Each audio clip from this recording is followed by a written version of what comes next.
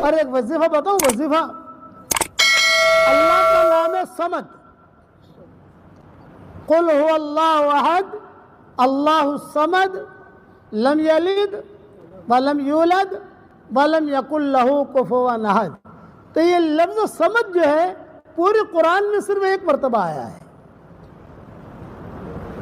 سورہ اخلاص میں، اور کہیں ملے گا نہیں جہاں تک میری تحقیق ہے.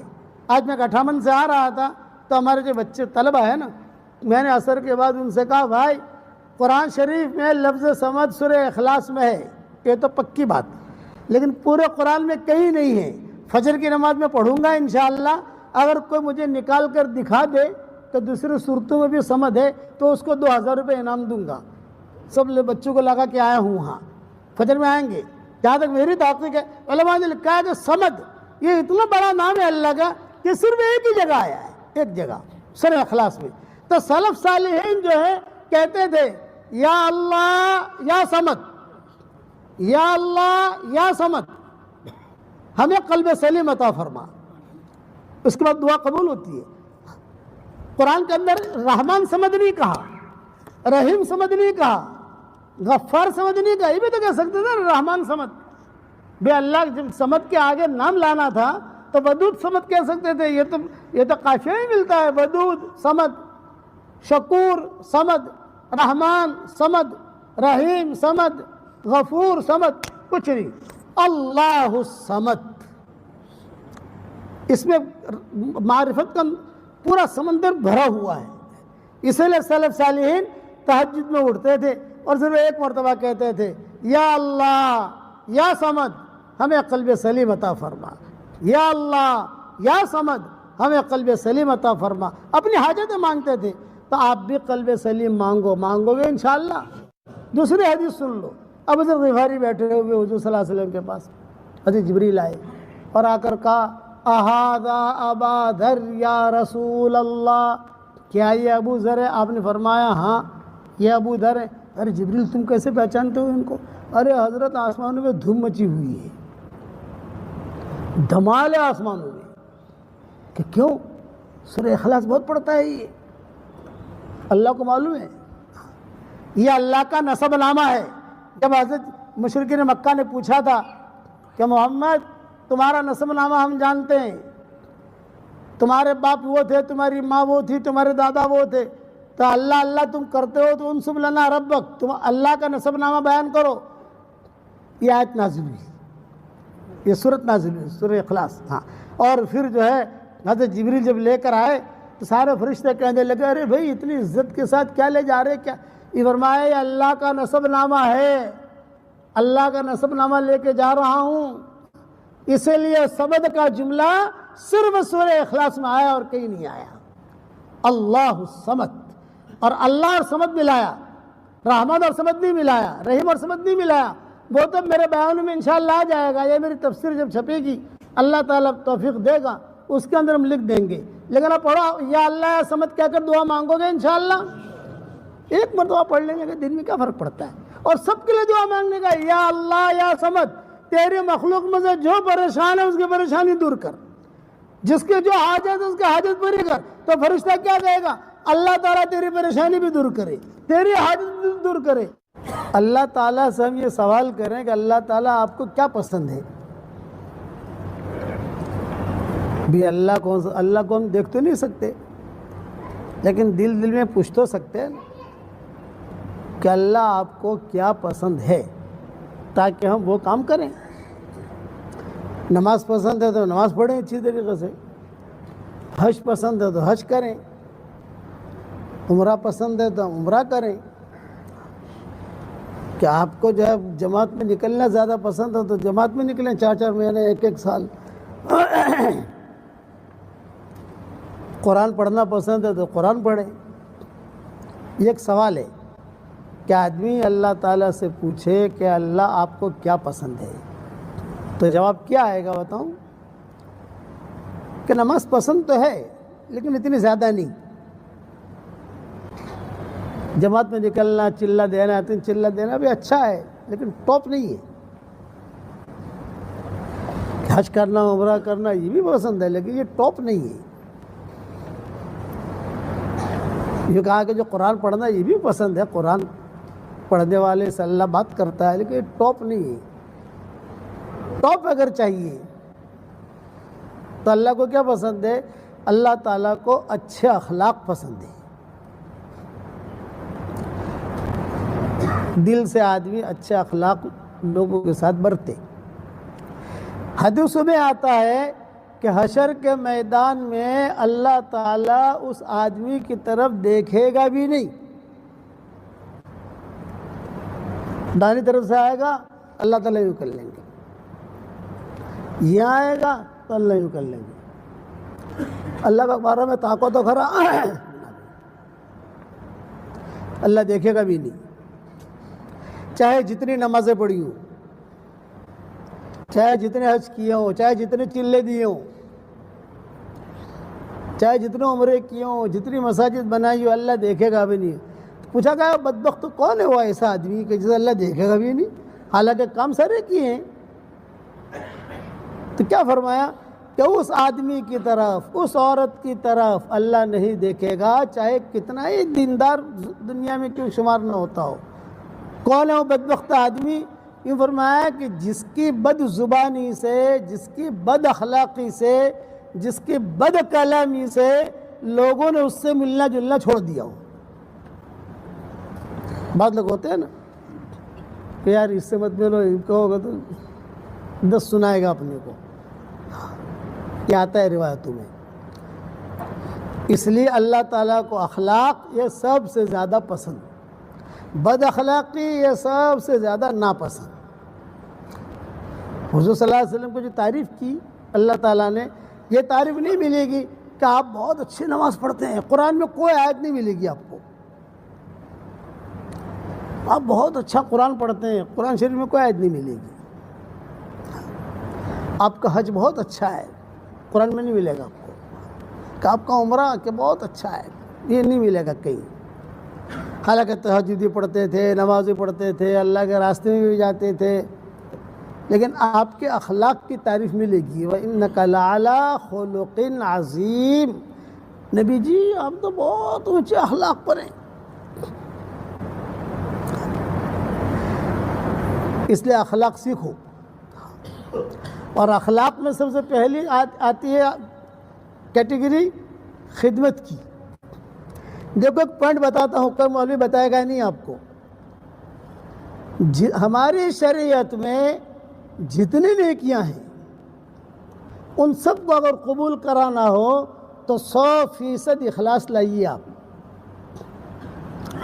100% کوائف جسے کہتے ہیں ہمارے ہاں، کہ آپ کی جماعت جاری ہے فلاں جگہ بن کے کوائف کیا ہے، میں کتنی مرتبہ چلہ لگایا، کتنی مرتبہ 3 چلے لگائے، برابر عمومی گشت میں شریک ہوتے نہیں ہوتے، مہینے کے 3 دن لگتے تب جا کر ان کا رخ ملتا ہے، خاص طور سے فوراً بھیجنے والوں کے لیے۔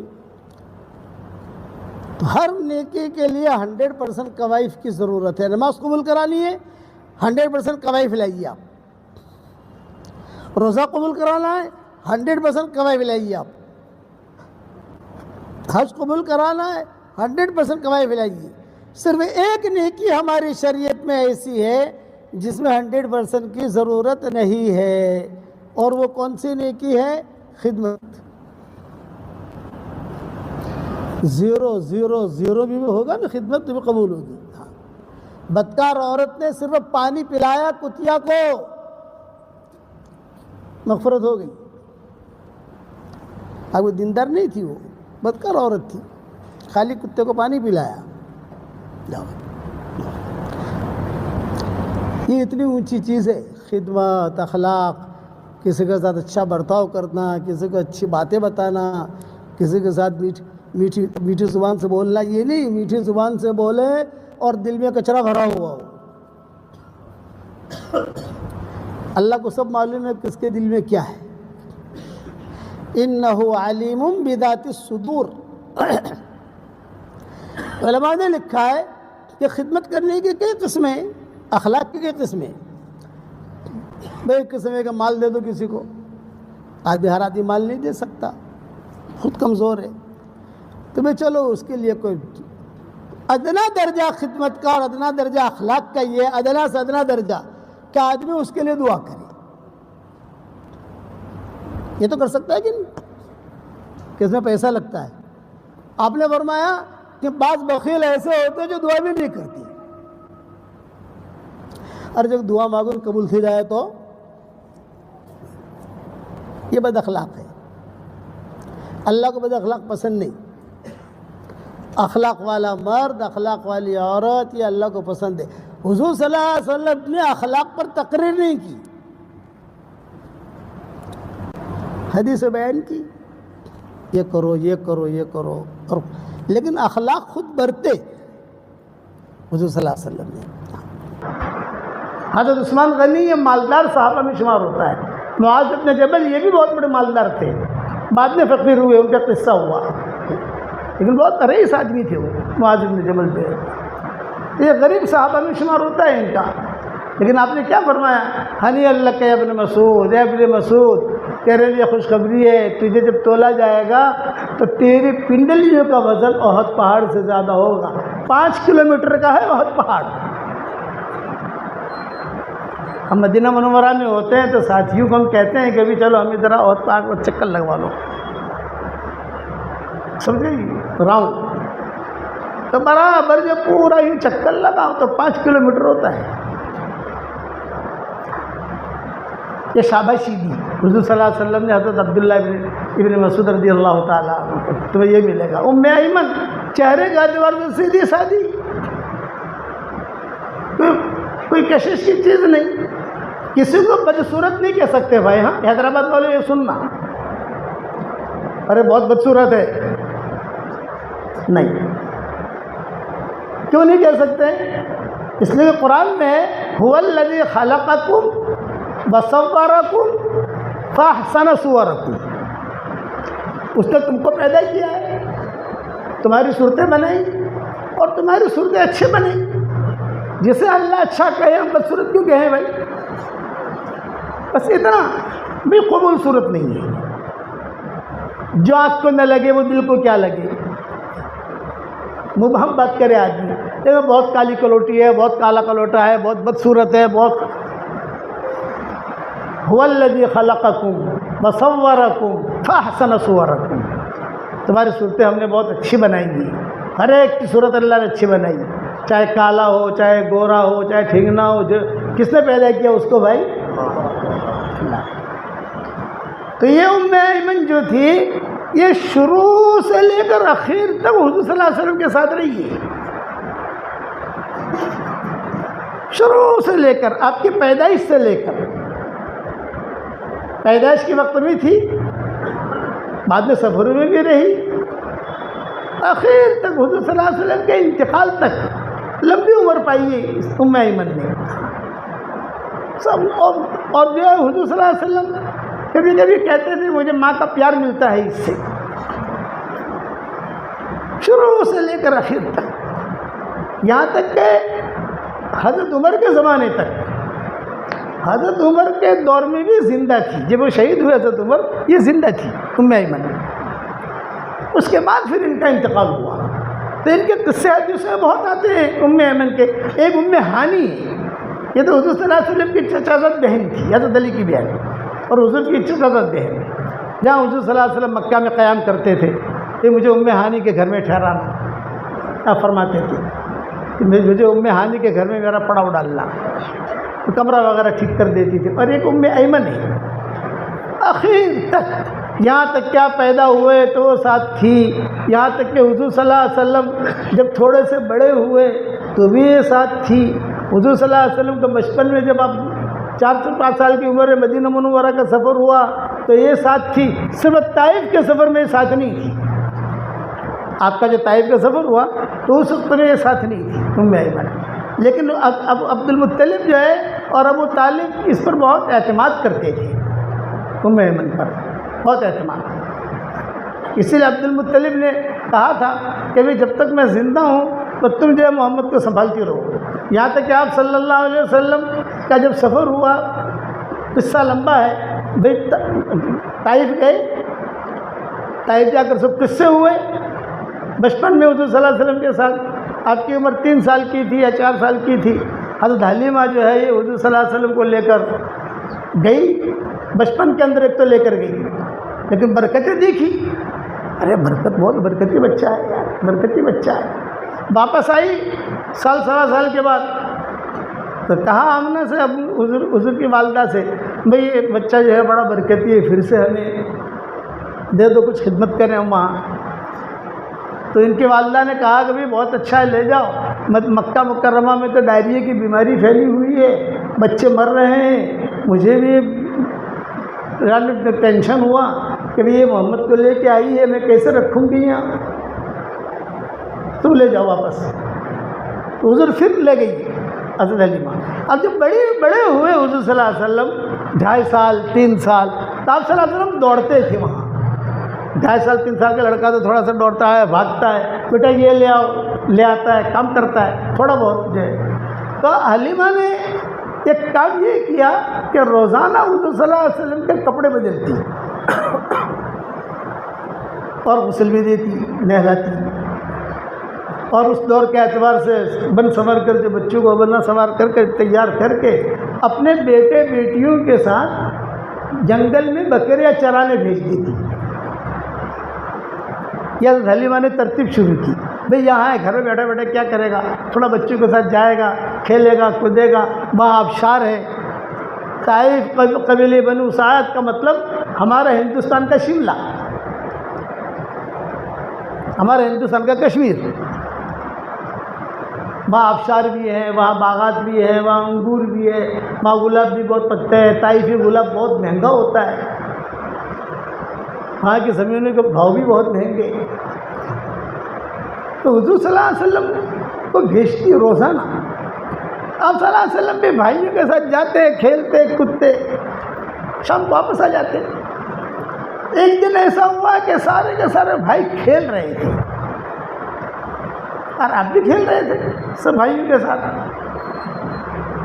تو کچھ فرشتے آسمانوں سے آئے قبیلے بنی سعد میں، اور سب بھائیوں نے دیکھا آسمان سے کوئی لوگ اتر رہے ہیں، اور پھر جو ہے حضور صلی اللہ علیہ وسلم جہاں کھیلتے تھے بیچ میں، وہاں سے فرشتے آئے، فرشتے نے وہیں سے اچک لیا۔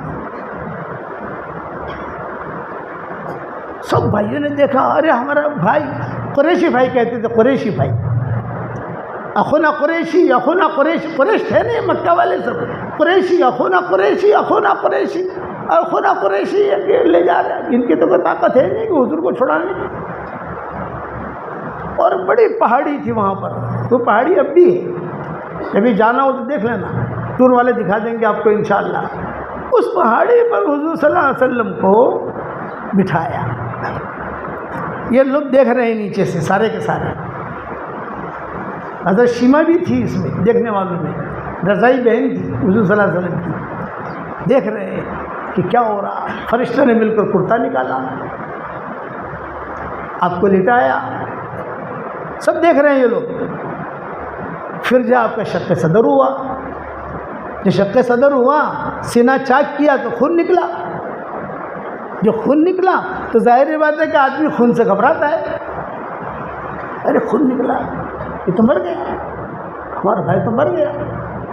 اور فرشتوں نے جو کرنا تھا، اندر سے کچھ چیزیں نکالی، اندر کوئی چیز رکھی، جو اللہ کا غیبی نظام تھا وہ ہوا سارا کا سارا۔ لیکن خون دیکھا تو دیکھ یہ بھی بچے ہی تھے، سارے کے سارے گھبرائے اور یہ گاؤں کی طرف بھاگے بکریاں چھوڑ کر، اور ایک ہی بات، اخونا قریشی مات، ہمارا قریشی بھائی مر گیا، ہمارا قریشی بھائی مر گیا۔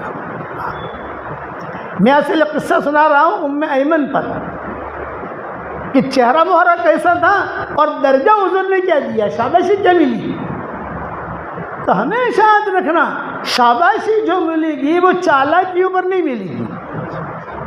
دعوت کا کام اگر وہ چالاکیوں سے کرے گا تو محروم رہے گا،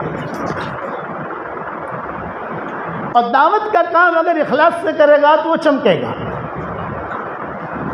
میرے والد صاحب رحمۃ اللہ علیہ فرماتے تھے بھرے مجموع میں، یہ کہتے تھے کہ آج کل لوگ دعوت کے کام میں اس لیے نکلتے کہ ذرا یہ منڈی اچھی ہے،